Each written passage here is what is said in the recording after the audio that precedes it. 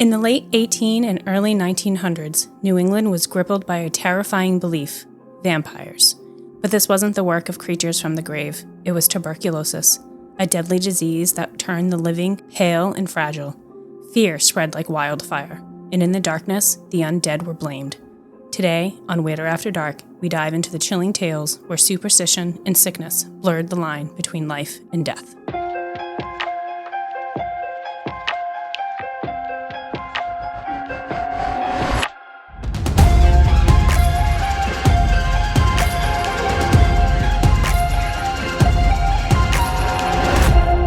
Welcome back to Weirder After Dark, the podcast we get into all things New England weird. My name is Sean, and I'm here with my two co-hosts. I am Chris. And I'm Kathy. And today we have an episode that is going to be a mix of fear and superstition that ultimately leads to some pretty bad errors in judgment. Is that right, Kathy? That is right, yes. Yeah, we've got a story about some people in history became afraid. They turned to some of their superstitious beliefs, and yeah, some fucked up choices were definitely made. Funny how that happens, huh? Yeah, that seems like a theme. Yeah.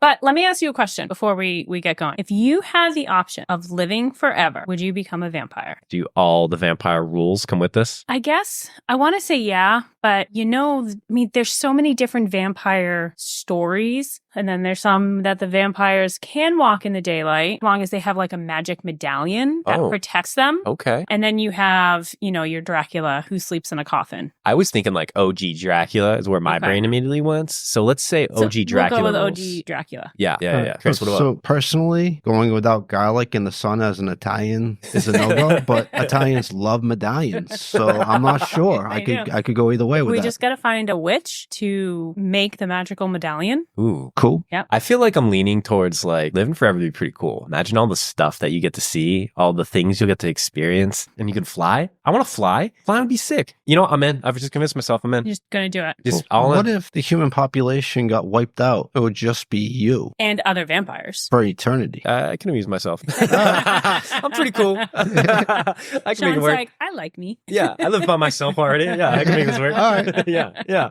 Well, Kathy, vampire themes here. Vampire themes. That's what we're going to talk about today. All right, let's do it. All right. So today we're going to go to Exeter, Rhode Island. In 1799, there was a man by the name of Stutley Tillinghast. Stutley had married Honore, and the two went on and lived a fortunate life, establishing land and creating an apple orchard that would provide ample fruit to help the family survive. Stutley and Honore had a full, rich life and were blessed with 14 children. 14? 14 fucking children. Why These is- people like to what? have lots of babies back in the day. Why does every episode we do, they have like 14 children? People, stop it. Control yourselves. They like to have the sex.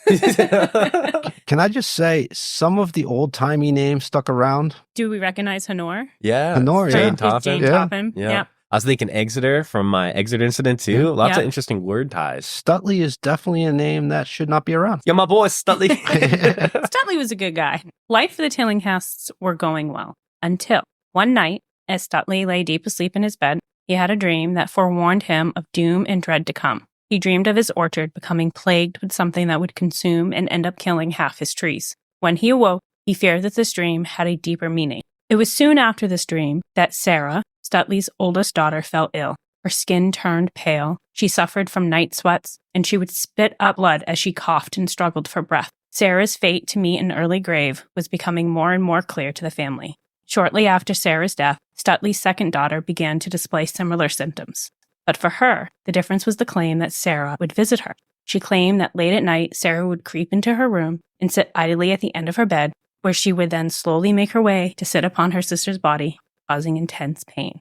It was the same story for each family member. They would become skin and bones, pale and frail, grasping onto life as the blood dried upon their lips. Oh my God. What year was this? 1799. What year was the actual Dracula book? Like, because that's literally what happens in Dracula. Oh my God, that's wild. This would continue one after the other until finally the seventh son was struck down by the same life-ending illness. With the son sick, and now Honore, Stutley's wife, the mother of his 14 children, falling ill, and the claims that Sarah had returned to visit in the dark of night, it was decided action was needed. Stutley was able to gather 6 of the most educated men in the area to discuss a course of action. It was decided that the bodies of the 6 children who had passed away would be exhumed. They called upon the neighbors to assist, and together they began to dig. Once the coffins were brought to the surface, the people opened the coffins to find a scene they had not expected. All of the bodies were in advanced stages of decomposition, except for one. One body lay in the coffin in remarkable condition for having been deceased for so long. One lay there with their eyes wide open, their hair and nails grown and pristine, and most importantly, the heart and veins still full of fresh red blood. What? My mouth is open. I'm just like, what? The people who gathered in Stutley's family's graveyard knew now what was causing all their problems. Sarah. And Sarah was a vampire. Although no one during this time would utter that word, they believed then and there that Sarah's spirit would leave her body and burial site to steal the life away from those in her family. Her heart was immediately removed and carried to a rock where it was then set on fire. The people believed that this would end their suffering and Sarah's spirit would no longer be able to rise from her grave. Honora regained her strength and she appeared to have made a full recovery. However, if we remember Stutley's dream, the dream that foreshadowed death of half of his orchard, we can see the unfortunate fate of his seventh son. It is claimed that he was too far into the sickness that Sarah had put upon him when Sarah's heart was burnt, so sadly he too went to an early grave. In the end, Stutley's dream came true. It may not have been his orchard, but he did lose half of something extremely valuable to him. He lost half his family. With a seventh of his 14 children buried and Sarah's heart burnt, Stutley and his remaining family finally found peace. Can we back up for a minute here? These are the smartest men that they could find. Yeah. And they decided, let's dig her up, take out her heart, and burn it. Yeah. Hypothetically, though, if you were helping exhume a body from a grave and it's been there for a while and it was not decaying, it had like a full head of hair, its fingernails are like all done from the salon, and you're just like, what the fuck? Like, you wouldn't burn the heart? I would. I could not be sold on burning the heart. Well, we know now that even after a person dies, their hair and nails, it's not so much that their nails will grow, but the skin basically like retracts back. So it gives the perception that the nails have grown. Yes, and same with the hair, but the heart still being filled with blood, what explains that? So I don't know about this particular case, but later there is another story that I'll talk about where the temperature of the time of year when they died, the blood that's in the body congeals. Okay, so it freezes, and then when they exhume the body, it starts to look like it's flowing and again. They're seeing it as Sarah died. She was the first one. That's one of the daughters, right? Yeah. So she was the first one out of the 7 to die. The other 6 looked like they were in worse condition. I wonder, though, like, did she die in the winter? It was early in the ground, frozen. The rest of them died as the spring came. They exhumed them all at the same time. Yes. And, okay. Oh, that makes sense. I'm piecing it together. Yeah. I will say it does make sense, though, of all these people to die, Honora to die, because, you know, she did have 14 bloodsuckers. Yeah. So I get it. I'd want to die, too. So in 1799, the cause of these deaths was not that Sarah was a vampire, as we just talked about, like we know that, but it was tuberculosis, or what they called consumption. During the 18th and 19th century, consumption would be the #1 cause of death in New England, mostly in the Boston area, but mainly in areas that were overpopulated with unsanitary living conditions. We also know that due to a lack of real understanding of what this disease was and how it was transmitted, it spread like wildfire. It was believed that if the people exhibiting symptoms got fresh air, ate a nutritious, balanced diet, and got sunshine, they would be cured. Well, taking these actions actually unknowingly resulted in the spread of this disease since people weren't isolating. During this time, hospitals hadn't become what we know of today. Families tended to the sick at home, so it was the family that changed the bed sheets, the clothing, bathed the sick, wiped up the blood as they cared for the ill.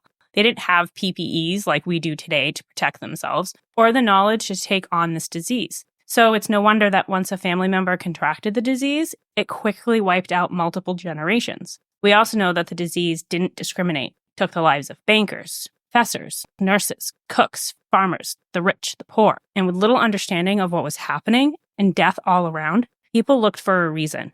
There were no real medicine or vaccines like we have today to prevent or help ease symptoms. So when nothing seemed to work and people were getting it, people found that they had to look back on some old beliefs that were passed down from previous generations. Today, we would consider these superstitious beliefs. But in the height of the vampire panic, people who believed and held these traditions, remedies, rituals close instilled them into the core values of their family. We know some superstitious beliefs, right? We got, don't open an umbrella inside. Don't walk under a ladder or a black cat. Crossing your path means bad luck. Plant your crops under a full moon to have a successful crop. These beliefs stemmed from religious beliefs, the belief that good and evil existed, God and Satan, and all things happened because of God and Satan. So what did the people do when there was no reason to be found for why tragedy struck, why your crops failed, or a loved one died? Without getting into a religious debate or deep discussion, they needed a reason that God would allow these things to happen, and this resulted in their superstitions, their experiences. Things that happened must have caused these unfortunate events to occur. You know what I find interesting? These people in Rhode Island, they went for vampires. Go back a little further, it was witchcraft. I wonder, why the element of switching? It sounds like they're both trying to provide rationale for the same type of things that are happening. Yes. It's interesting. I think that's just that fear element, right? Yeah, I think it might be just cultural, regional, right? Yeah. I don't know. Rhode Island, was there a big Transylvanian or? Well, actually, vampirism is found in cultures all around the world. So it's not just like Transylvania. Oh, interesting. Yeah, there's the idea of vampires really is a worldwide idea. And it wasn't just in Rhode Island. It was actually, I'm just kind of focusing on Rhode Island right now, but there were cases in Vermont, Massachusetts, New Hampshire, Maine. Wow. That it was happening. The other really sad thing is I don't know much about tuberculosis, but I know it's incredibly contagious. And they're telling people, well, go outside in the sun and go, go take care of your families when they should have been in isolation. That's one of the reasons why it spread. And the disease itself causing paleness, and if you're coughing, you're spitting up blood, and you're having night sweats and terrors. It's extremely painful. An interesting fact I learned about tuberculosis is Edgar Allan Poe wrote some poems about it, but because it turned your skin so pale and it kind of glassed over your eyes, that unknowingly people would be more attracted to females that had tuberculosis because they would have like a white porcelain skin. Their eyes would be, kind of shiny. And they were like becoming thinner. And so it sort of unknowingly, that became sort of an image of beauty back then. I can see that TB sexy. Oh my God. Until you're coughing and sweating in the middle of the night. Yeah, until you're coughing up blood, then that part. And some people could have the disease, and it's just like any other sort of plague. They would have it and survive and not have all the same symptoms. Okay, so we're going to get back and we're going to kind of start talking some more about superstitions that these people believed during this time period. They believed that when someone died inside, open the windows, and that would allow the soul to leave, or else they would be trapped there for all time. They believed that the body was to be carried out of the house feet first, because if the one who had passed away's soul was to see a living soul inside the house as it was leaving, it would attach to them and haunt them for the rest of their time. So hearing this, the idea that people removed Sarah's heart and burnt it, I can see your face. You're very surprised by that. I just is this how their theory on ghosts exist? They're just didn't go out foot first. You saw someone, you attached, and you're stuck here forever. That sucks for your soul. I know the same thing is true in funerals, that they carry people out feet first. Feet first. That is weird. Yeah. I mean, that must be where that tradition came from. Yeah, I would assume so. Because I had never thought about it either. But then when I had read that, I was like, yeah, you do. You always go out feet first. And then opening a window, I know that's still a Catholic belief system. Yeah, people still do it. People would also put sheets over mirrors. It was something with the spirit seeing themselves, that it would get trapped in the mirror. You also stop the clocks. That's a lot of work. Wow. Someone just died. You're going through some emotional turmoil. You're like, all right, put the sheets over the mirrors. Put the sheets over the mirrors. All right, they better go out feet first. Do not fuck this up. Did you open the window? Yeah. Nobody opened the window, damn it. That's a lot of responsibility. Kathy's going to be haunting us for the rest of our lives. Yeah, Great. you get her. Open that fucking window. Can we put her out the window feet first? So, hearing all of these beliefs and things that people would do, hearing that they removed Sarah's heart and burnt it because they believed that it would sever the connection between Sarah's spirit and her time on Earth, doesn't really seem so hard to believe. The belief of burning the remains was also believed to be vampires carried throughout the New England area. Although there were some differences between communities, some believed that decapitating the person's head and placing the thigh bones in a cross and skull formation would stop the spirit. Others removed not only the heart, but the lungs too. The body parts would be placed upon a selected stone, and in some areas, a blacksmith would be chosen to burn the parts since people believed that blacksmiths were actually spiritual people as well. They believed that iron would help cast out evil spirits. So, of course, when dealing with evil spirits rising from the beyond, who better to call upon than the local blacksmith? He would be in charge of selecting a sacred stone, which the organs would then be burnt upon. I feel like America's history of violence ingrained in our culture is starting to make way more sense. So this blacksmith is also like, he's a spiritualist, man. He doesn't just make swords, man. He knows God. It's just like... So, although the vampire panic was throughout the New England area, Rhode Island saw the highest numbers of exhumed bodies due to the belief that spirits were claiming family members. This is due to the fact that Rhode Island was founded by Roger Williams, a religious Puritan who believed that people should practice religious tolerance and accept those of all faiths. Because of this, Rhode Island had a much higher mix of religions in that area. This resulted in a blend of sorts of stories that would be passed down and beliefs got mixed. And in history, the idea of the vampire, as I mentioned earlier, covers the whole world. Although it is said that people never refer to these cases as vampires, the rituals to get rid of the curse kind of leads you to believe that that's what they thought was going on. Another case of vampirism is from 1847. William Rose had 2 daughters, Juliet and Mary. When Juliet died of consumption, Mary began to show signs of the disease herself. William sought the guidance of his preacher. He told his preacher that he believed that his daughter Juliet died of consumption, would come back and feed upon the living family member, and that she was currently doing this to her sister. Of course, this preacher told William that he was crazy and he's imagining. Unfortunately, William could not let this idea go. He went one night to his daughter's grave, where he claimed to see her spirit standing at the tombstone engraved with her name. William, in a haste, began digging up his daughter's grave. Once he pulled the coffin from the dirt, he opened it and stabbed his daughter's body. William says that the scream of Juliet echoed out in the dark, quiet cemetery. He then cut out her heart and burnt it. He reburied Juliet, and Mary soon recovered. Yeah. What the fuck? His own daughter? His own daughter. Yep. So these people are deep into this belief. Yep. This is, wow. Okay, another interesting thing that I don't think I just made the connection to right now is that, like, so they understand that it's tuberculosis.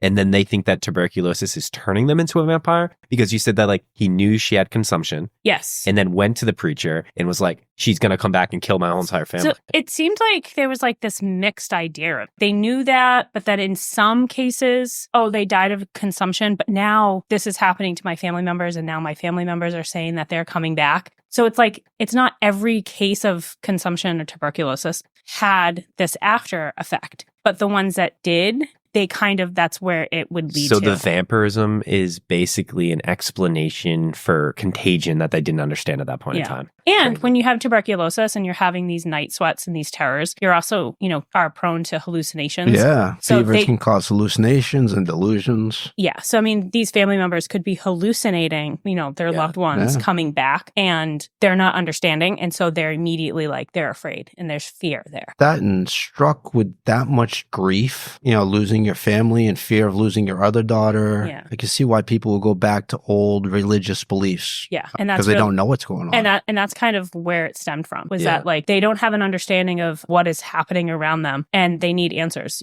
They feel like they're doing everything right, but when there's nothing that explains it. Chris, what is like the mental state of an individual that can literally skip the grieving process and go right into, I'm digging up my daughter's dead body to try to save my other daughter? Like, that's craziness. Oh, straight fear. Yeah. Right? Fear, and I have nothing I can do to save my daughter. All control. So, yeah, I've got to control this in some way. And with some religious beliefs and some old world traditions, it starts to make sense of why somebody would go to these lengths. The other part that's really interesting to me is we talked a little bit in the other podcasts about Salem, Massachusetts and the witch trials and how they were connected to the Puritans. And then Roger Williams, who was a religious figure that invited a bunch of religions into Rhode Island, about the same time had cases of vampires. Well, it wouldn't be until 1882 when a German physician, Robert Koch, figured out that it was a bacteria causing the illness and began a path forward understanding how this disease spread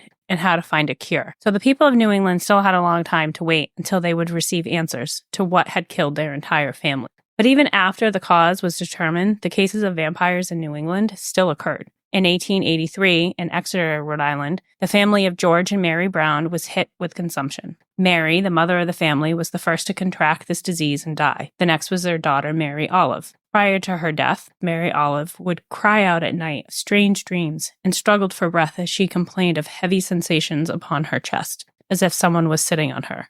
As you can imagine, she too was a victim and buried next to her mother. It would be about a decade later before Mary and George's son, Eddie, got sick along with his sister, Mercy Lena Brown. Death came quickly for Mercy in January of 1892, and after her death, Eddie's symptoms got worse.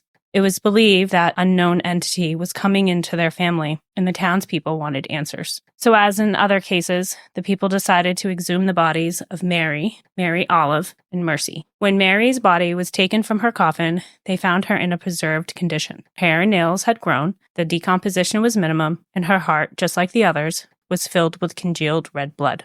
At the scene of the exhumption was a man, Dr. Metcalf. Dr. Metcalf was town medical examiner and also a reporter for the local Providence Journal newspaper. Dr. Metcalf pleaded with the family to first not exhume the bodies. He was against the idea that vampirism was the cause. And then when people rose against him in fear due to the state of Mercy's body, Dr. Metcalf tried to explain that it was due to the fact that the weather had been so cold, resulting in the body being in a refrigerated state. So that's like what we talked about earlier, right? All right, Dr. Metcalf. No one in this village was fucking believing it. So they opened Mary and Mary Olive's coffin, and they found that they had decomposed as expected. But now remember, they died before her. 10 years, a decade. Yeah. Right? So the people decided that they needed to stop Mercy. And just like in other cases, they took action. They began by decapitating her, placing her head on her chest. They removed her heart and lungs for burning, and then poured vinegar into the body's cavity. I have no idea why they did that, and even in the stories that I could find, there was no real explanation as to why. Once the heart and lungs were burnt and Mercy was reburied, they took the ashes of Mercy's heart and lungs and mixed them in a tonic for Eddie to drink. Ooh. No, They no, did don't that. do that. They did do that. No, they they did didn't. that That in can't a be good lot for of you. cases. Oh. That's not What okay. was the reasoning behind having the family members drink the ashes? They thought that by having the ashes go into the person who was sick, that it was a way to cure them. That's just what they thought. All right. I'm not trying to be that guy, but these motherfuckers are stupid. Stupid. Hence why this story is, what was the beginning of our intro? Of fear and tragedy leading to some fucked up decisions. Errors in judgment. Errors in judgments. Yeah. Yes. God damn. Well, can we guess, unfortunately, this remedy did not work, Oh, and shocker. Eddie died shortly after. Oh, probably from that. Probably from that. If he wasn't gonna drink die. enough ashes. Yeah. If he just had a little more, he'd be fine. Yeah. So these people are remembered, Sarah, Juliet, and Mercy, and countless others, because of the articles written in their local papers. Families sharing these stories in hopes of not repeating history. Although families and communities had beliefs and ways to stop the vampire rising from the grave, there's no reason I could find for what they believed caused one to turn into a vampire. Like why that these particular family members are now vampires. Vampires were not like what we think of them today. They weren't physical beings walking among us, draining the blood of their victims, or turning humans into vampires to live forever. In the majority of cases, they were females, ranging from their late teens to early to mid-20s, rising from the graves, their spirits coming back to claim the lives of the family. There is also only one family member. If Sarah came back and claimed her siblings' lives, they didn't rise from the grave like Sarah. It was only just that one family member. Life and death during this time was something that people witnessed more up close in person than that of today. People often had loved ones die in their home. Practice of embalming in funeral homes wasn't a practice back then. So often when a loved one died, the bodies were prepared by family, typically the women. They would prepare the loved ones to be wrapped, often in sheets, or placed in a simple wooden box. Death was a part of their lives in a way that I, for one, am grateful to never have to understand. However, despite being so close to death, I can't imagine to begin what it must have been like to have to exhume the body of a loved one. The desperation that these people must have felt is unimaginable, but they did what they had to do to try and survive the curse of the vampire. So interesting that so much of what we know about vampires is from pop culture, Dracula writings and fiction, and this is actually the story of real beliefs in vampires and how different they are from what we believe. So it's actually believed that Mercy Brown, when she passed away, Bram Stoker was touring in the United States. Oh, the Dracula guy, right? Yes. And he based one of the characters off of Mercy Brown Oh, that's fun. because it became so well known. Have you all read the original Dracula by I have Bram not. Stoker? I've seen the movie. Seen the movie? I read the book last year, and it was pretty cool. It was pretty good. It was a little slow in the beginning, but definitely had some eerie vibes. I didn't pick up, I don't think, many like ties directly to Mercy Brown, at least that I'm recalling right now. Yeah. But so cool that Rhode Island connection to Dracula story, one of the biggest horror stories of all time. And again, it became so well known because of the state of her body. And again, she died in January. They put her into like a crypt above ground because the ground was frozen.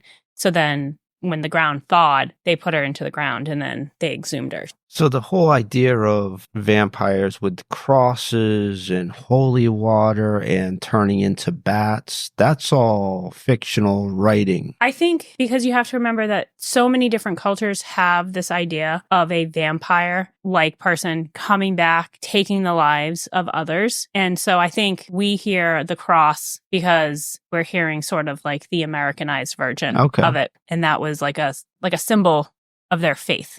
Interesting.